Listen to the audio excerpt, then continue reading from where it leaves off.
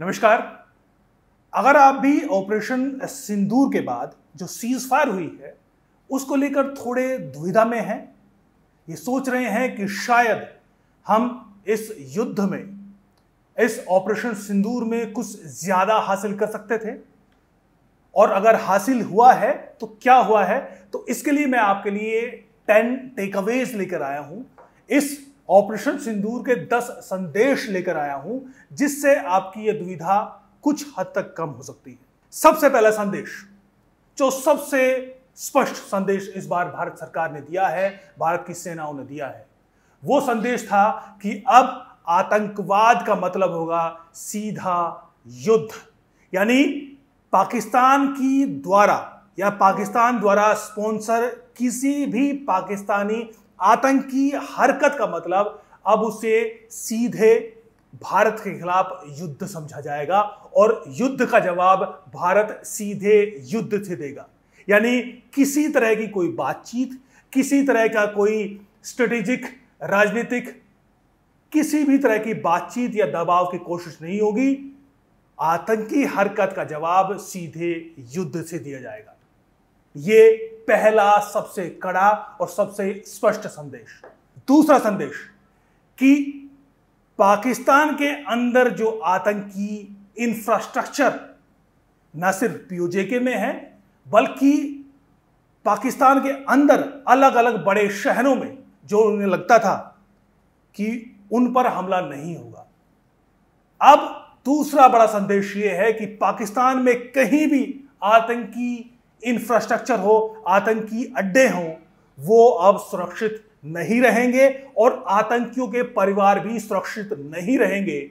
ये एक बड़ा संदेश है, क्योंकि जिस तरीके से भारत ने 9 आतंकी ठिकानों पर हमला किया और बहावलपुर और मुरीदको में जिस तरीके से आतंकी लश्कर तैयबा और जैश ए मोहम्मद के आतंकी ठिकानों पर हमला किया और वहां पर आतंकी मारे गए, इससे सीधा संदेश गया है कि पाकिस्तान में कितना भी अंदर घुसकर, कितनी भी दूर सुदूर क्षेत्र में कोई आतंकी ढांचा हो, वो सुरक्षित नहीं होगा। अब तक ये होता है कि भारत एलओसी के आसपास जितने भी आतंकी इंफ्रास्ट्रक्चर जो अड्डे होते थे उन पर तो हमले, उनको तो ध्वस्त करता आया था, लेकिन आतंकियों को लगता था कि अगर वो बहावलपुर में, अगर वो मुरीदके में, इस्लामाबाद के आसपास, रहीम यार खान या सखर में कहीं दूर दराज के क्षेत्र में आतंकी अड्डे बनाएंगे तो वो सुरक्षित रहेंगे।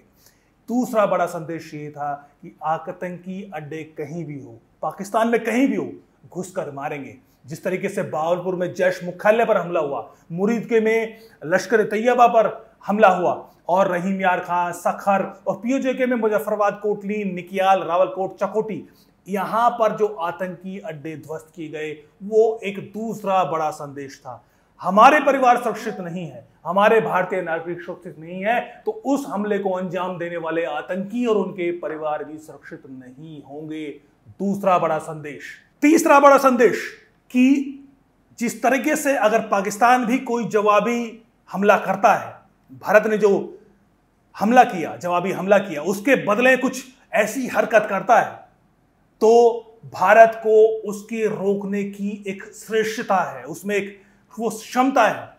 हमने देखा कि कैसे 7, 8, 9 मई को पाकिस्तान ने जवाबी कार्रवाई करने के नाम पर जो ड्रोन से हमले किए, जो कोशिश की भारत के अलग अलग शहरों पर, श्रीनगर से लेकर पंजाब, राजस्थान, गुजरात के ठिकानों पर, लेकिन उसको भारत ने बड़ी अपने जो सुरक्षा सिस्टम है, जो प्रणाली भारत के साथ सुरक्षा प्रणाली है, उन्होंने 100% उन हमलों को रोका है। यानी भारत तो घुसकर हमले करेगा, वो रॉकेट गिरेंगे भी, उनसे पाकिस्तान तबाह भी होगा, पाकिस्तानी अड्डे तबाह भी होंगे, लेकिन अगर पाकिस्तान कोई कार्रवाई करता है तो उसको सीमा पर ही रोक दिया जाएगा। भारत की वो सुरक्षा प्रणाली है।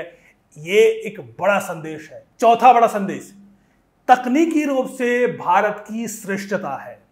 हमने देखा कि हथियारों के मामले में हो और जिस सटीकता से भारत ने हमले किए हैं, जिस अड्डे को, जिस घर को, जिस परिसर को पिन पॉइंट किया गया था, उसी कमरे को मीटर फीट तक की जो मेजरमेंट लिया था उसी प्रिसीजन से हमले किए गए हैं। ऐसा नहीं है कि यहां से रॉकेट या फिर मिसाइल दाग दी और वो कहीं भी जाकर गिरी है, बल्कि अगर हमने देखा कि कोई पाकिस्तानी जो पाकिस्तान में जो आतंकी अड्डा है उसमें भी बड़ा परिसर है, तो उसमें किसी एक पर्टिकुलर रूम को, पर्टिकुलर हॉल को बड़ी प्रिसीजन से वो हमले किए गए हैं, सिर्फ वहीं जाकर फटा है और उसी इंफ्रास्ट्रक्चर को तबाह किया गया है जिसको पिन पॉइंट किया गया था। यानी तकनीकी रूप से भी भारत की श्रेष्ठता हमले में भी, और जो पाकिस्तानी हमला हुआ था उसको रोकने में, ये एक तकनीकी श्रेष्ठता का संदेश पूरी दुनिया में गया है कि भारत का स्ट्रॉन्ग डिफेंस सिस्टम, वो पूरी दुनिया में जो भी डिफेंस सिस्टम अवेलेबल है उसी अंतरराष्ट्रीय क्षमता का भारतीय डिफेंस सिस्टम है। और हालांकि इसको और बेहतर होना चाहिए, लेकिन ये पूरी दुनिया को पता चल गया कि भारत का डिफेंस सिस्टम टेक्निकली कितना साउंड है, कितना बेहतरीन है। ये चौथा टेक अवे था। पांचवा टेक अवे ये कि भारत और सरकार की जो राजनीतिक इच्छा शक्ति है वो ऐसा नहीं है कि राजनीतिक दबाव से, अंतर्राष्ट्रीय दबाव के चलते वो डर जाएगी। 1971 के बाद भारत ने सीमा पार करके पहली बार ये हमला किया है। यानी 50-55 सालों में ये पहली बार था कि जब भारत ने सीमा पार पाकिस्तान के अंदर घुसकर हमला किया। अब ऐसा नहीं है कि पाकिस्तान आतंकी हरकत करेगा और वो ये सोचेगा कि भारत तो घुसकर हमला नहीं करेगा। यानी भारत पहले हमला नहीं करेगा, लेकिन अब जवाब भारत पाकिस्तान में घुसकर देगा। हमने देखा कि किस तरीके से 11 पाकिस्तानी एयरबेस को भारत ने नुकसान पहुंचाया है, और वो भी उस देश के खिलाफ जो अपना आपको परमाणु शक्ति, न्यूक्लियर पावर नेशन कहने का हर एक बात में, हर एक तीसरा सेंटेंस न्यूक्लियर पावर को दिखाने का पाकिस्तान और पाकिस्तान के नेताओं का होता है। एक परमाणु शक्ति के घर में घुसकर और पर वार करना, ये भारत ने कर दिखाया है। ये भी अंतरराष्ट्रीय जगत में एक सीधा संदेश गया है। This time, if Pakistan dare take any action, and Pakistan knows it, what we are going to do. That's all. परमाणु शक्ति के नाम पर भारत डरेगा नहीं।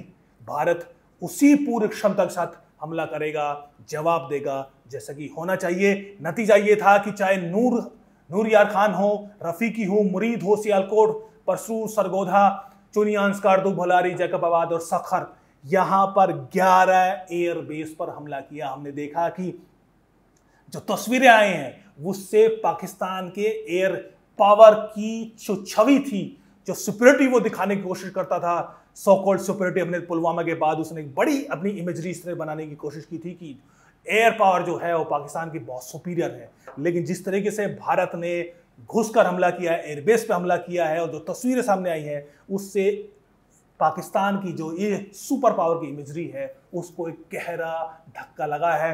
पाकिस्तान का जो टोटल इंफ्रास्ट्रक्चर है उसमें 20% एयर इंफ्रास्ट्रक्चर को नुकसान पहुंचा है। ये पांचवा बड़ा टेक अवे था। एयर पावर तो थी ही, पाकिस्तान की सेना की साख पर सीधी चोट पहुंची है, उसकी साख धीरे धीरे खत्म हुई है। ये छठा टेक अवे है। हमने देखा कि पाकिस्तान किस तरीके से वहां पर पूरी दुनिया में अपनी साख को, सो कॉल्ड टॉप मिलिट्री के नाम पर एक इमेजरी जैसे एयर पावर की है, पाकिस्तान की आर्मी और उनकी एक इस तरह की साख उन्होंने बनाने की कोशिश की थी। और जो पाकिस्तान है और पाकिस्तान का जो नेतृत्व है, यानी जो उनकी लीडरशिप है, वो भी यहाँ पर साफ तौर पर उसको एक बड़ी चोट पहुंची है। पता नहीं चला कि किस तरीके से जवाब देना है। भारत ने प्रिसीजन से पहले आतंकी ठिकानों पर हमला किया, बड़ी प्रिसाइज सोच समझकर पिन पॉइंट करके हमला किया, और फिर पाकिस्तान ने बड़े ये कहें कि बौखलाहट के साथ, उसमें कोई स्ट्रेटेजी नहीं दिखाई दे रही थी, उसमें कहीं भी जो लीडरशिप की जो सोच है वो नहीं दिखाई देती। बस उन्होंने मिसाइल से, ड्रोन से सीधे रैंडम हमला किया। ये पाकिस्तान की जो नेतृत्व है, सैन्य नेतृत्व है, जो लीडरशिप है, जो वहाँ की सेना है, उसकी सोच और उसकी रणनीति को यहाँ पर दर्शाता है। वो यहाँ पर स्पष्ट तौर पर हमें बड़ी भौथरी और बड़ी अनप्रोफेशनल दिखाई दी। ये एक बड़ा संदेश है कि पाकिस्तान सेना और जो उसकी सो कॉल्ड पावर की साख थी वो ध्वस्त यहाँ पर होती दिखाई दी है। सातवां बड़ा टेक अवे ये है कि दुनिया में स्ट्रेटेजिकली हमने देखा कि किस तरीके से पाकिस्तान को लगता था कि चाहे वो अमेरिका हो, चाहे यूरोप के देश हो, चाहे चीन हो और चाहे टर्की और अरब देश हो, वो पाकिस्तान के साथ खड़े हो जाएंगे। जब भारत ने उनके साथ उन पर हमला किया, कहीं भी इस तरह का कोई संदेश किसी भी देश से नहीं देखने को मिला कि उन्होंने भारत के खिलाफ एक शब्द भी बोला, भारत की सैन्य कार्रवाई के खिलाफ एक भी शब्द बोला हो। सभी संदेशों में सिर्फ एक ही बात थी, डी एस्केलेशन की और रेस्टोरेंट बरतने की, यानी संयम बरतने की बात जरूर कही। लेकिन किसी भी देश ने, चीन ने भी अपने चाहे कोई भी संदेश, इतने संदेश उन्होंने जारी किए, इतने प्रेस रिलीज जारी की, उन्होंने भी सिर्फ इतना ही कहा कि चीन पाकिस्तान के साथ खड़ा है। खड़ा तो है, लेकिन क्या करेगा इसकी कोई बातचीत, इसकी कोई संदेश, इसकी कोई स्पष्टता नहीं थी।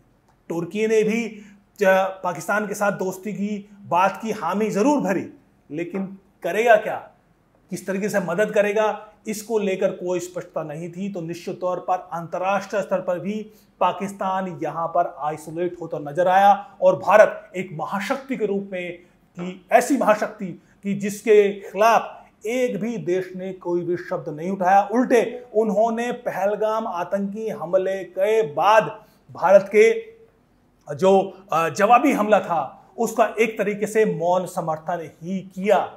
ये एक बड़ा टेक अवे था। आठवां टेक अवे कि जो भारत में बैठे दुश्मन थे वो यहां पर एक्सपोज हुए। यह मौका था जब हम समझे कि किस तरीके से पाकिस्तान जब कमजोर पड़ रहा है तो भारत में जो उनके सो कॉल्ड एसेट्स हैं या उनके समर्थक हैं या उनके साथ सो कॉल्ड मोदी के खिलाफ जो उनके जहन में जहर है, गुस्सा है, उसके नाम पर पाकिस्तान के साथ खड़े हुए दिखाई दे। सोशल मीडिया पर ऐसे लोग यहां पर स्पष्ट तौर पर एक्सपोज होते नजर आए। खासतौर पर एक नाम करण थापर का है कि उन्होंने खुद पाकिस्तान के चैनल पे ये वहां के एंकर्स ने एक्सपोज करते हुए दिखाई दिया कि पहले जब पाकिस्तान कमजोर था तो उन्होंने एविडेंस के नाम पर यहां पर शोज बनाए और उस शोज को, उस इंटरव्यू को पाकिस्तान भेजा ताकि वो वहां पर उसको एविडेंस के नाम पर चलाया जा सके। करण थापर जैसे लोग और बहुत सारे